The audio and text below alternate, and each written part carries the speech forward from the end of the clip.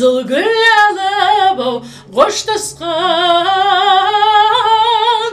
күнді сағынам. Қазақ ырын гана эмес, кыргыздын чыгармаларында аткарып келген Макпал Жунусова. Эстрада жылдызы мукам үнү менен Кыргызстанда дагы күйөрмандардын алкышына арзып келет. Бул ирет ал өлкөдө өтүп жаткан Казакстандын маданият күндөрүнө катышууга келген. Эстрада ырчысы чыгармаларынын катарына Сыймык Бейшекеевдин ырын кошконун айтып берди.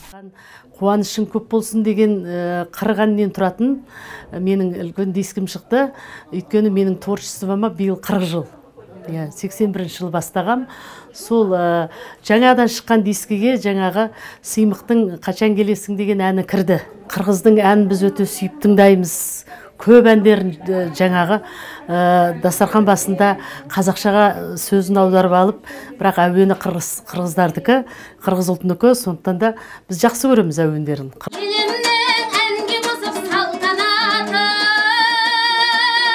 Ырчы Жанаргүл Айым болсо Кыргызстанга биринчи жолу келгенин айтат. Гала концертке домбура менен ырдап чыгат. Азыр бөлмөдө алдын ала даярданып, анын ыры кыргыз элинин жүрөгүнөн түнөк табат деген ишенимин айтат. Бүгін осы Қырғызстан Республикасына арнайы Қазақстан халқының сәлемін жолдап алып келдік.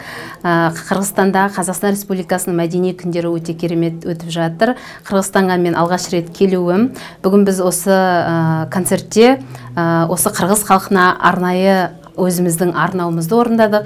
Кыргызстандагы Казакстандын маданият күндөрүнө арналган гала концертке коңшу мамлекеттен 400гө чукул маданияттын мыктылары келишкен. Казакстандын эл артисттери менен катары домбурачылар ансамбли, Абай атындагы Казак мамлекеттик академиялык опера жана балет театрынын солисттери дагы бар. Мен бүгүн сахнада эң биринчи номер болуп Мукан Төлөбаевдин Биржан Сара операсынан айтысты орындадым. Биржан мен Саранын айтысын орындадым. Сара партиясын биздин халық артисі Нұржамал Усенбаева орындады.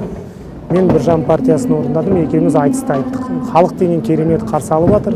Мен енді биздин кыргыз элинин халкына тек жақсылық тілегім келіп тұр, жақсылық, амандық, аман болыңыздар. Гала концерт алқағында эки өлкөнүн маданият чеберлери өнөрлөрүн көрсөтүштү. Кыргыз менен казак ырчылары чогуу ырдап, көрүүчүлөрдүн кубанычын көтөрүштү.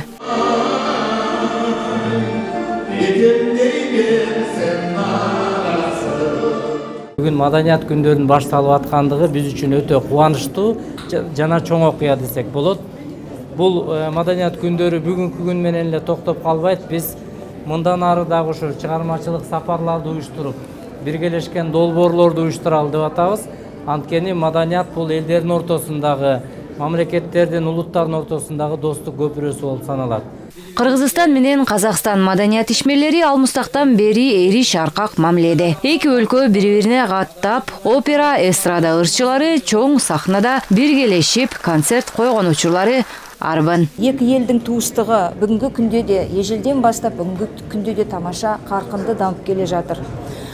Қазақстан Республикасының президенті Қасым-Жомарт Кемелұлы және Қырғыз Республикасының аса мәртебелі президенті Садыр Нұрқожаевич Жапаровтың екеуінің қарым-қатынастарының арқасында, саясаттарының арқасында экономикалық, әлеуметтік, мәдениет қарым-қатынастарымыз керемет қарқынды өсіп келе жатыр.